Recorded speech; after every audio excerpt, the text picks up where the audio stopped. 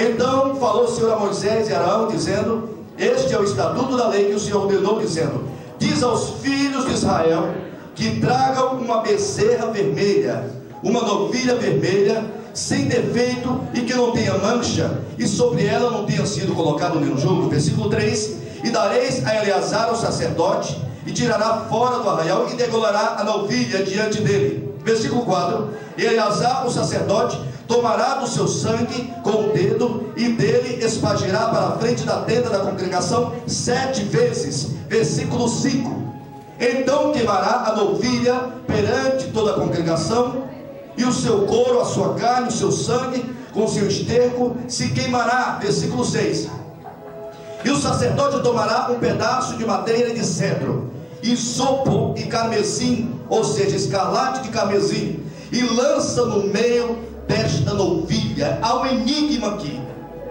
e já é manifestada a glória de Deus nesse ritual que Israel realizava no meio do deserto. Presta atenção. Eu não sei se vocês têm a noção lógica e precisa de como que era um sacrifício lá em Israel.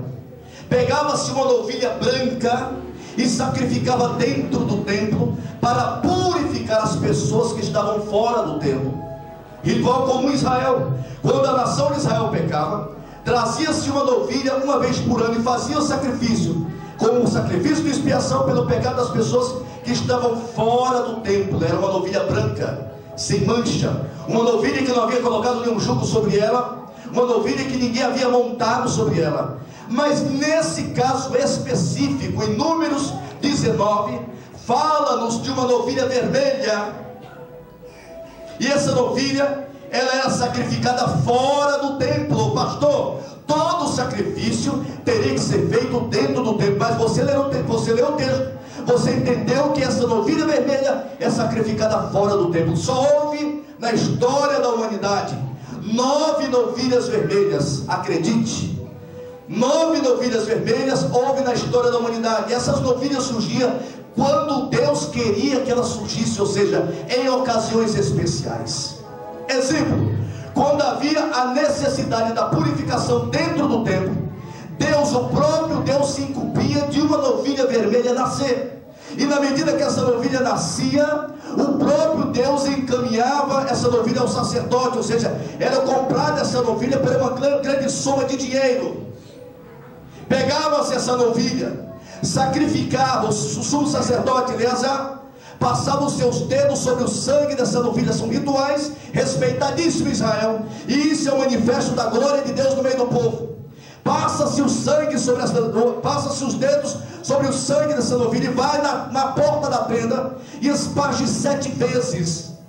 Agora, o que me chama a atenção está registrado no versículo 6.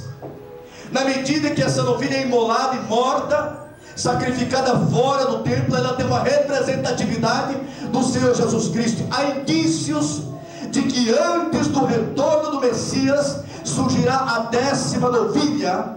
Fique atento.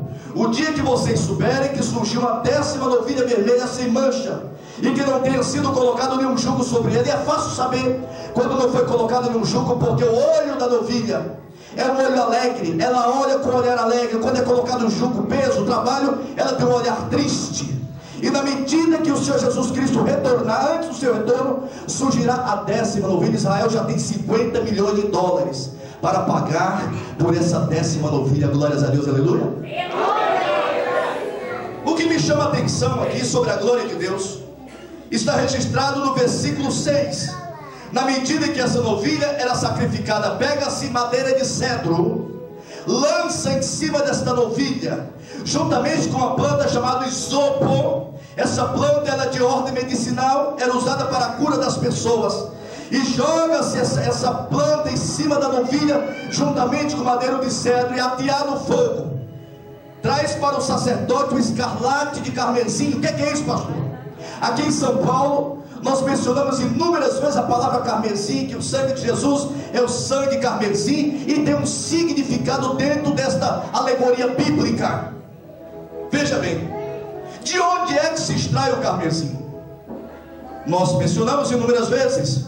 O escarlate de carmesim é extraído de uma lagarta chamada cochonilha. Fale comigo, cochonilha. Cochonilha. Eita Jesus, fale bem alto, cochonilha.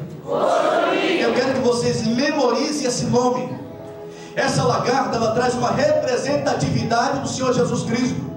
Veja bem, momentos antes dessa lagarta morrer, ela procura um madeiro, ela procura uma árvore para subir nessa árvore. A lagarta sabe da sua obrigação. Ela entende, dentro do entendimento dela, que o próprio Deus deixou. Ela entende que antes dela morrer, ela tem que subir numa árvore. Na medida que essa lagarta chamada cochonilha sobe nesta árvore, ela se gruda naquele madeiro. Isso representa Jesus Cristo. Momentos antes da sua morte, ele sabia da sua obrigação de subir no madeiro e se grudar nele. Mas veja bem, essa lagarta sobe no madeiro, ela se gruda no madeiro, e ela não solta por nada. Ali ela libera os óvulos, libera as larvas. Na medida que ela libera essas larvas, momentos depois, em que aquelas larvas passam a ter vida, essa cochonilha morre grudada no madeiro. Na medida que ela morre grudada no madeiro, tempos depois, 30 dias depois, ela apodrece. E no lugar onde ela apodreceu, extrai-se uma tinta vermelha, chamada escarlate de carmesim.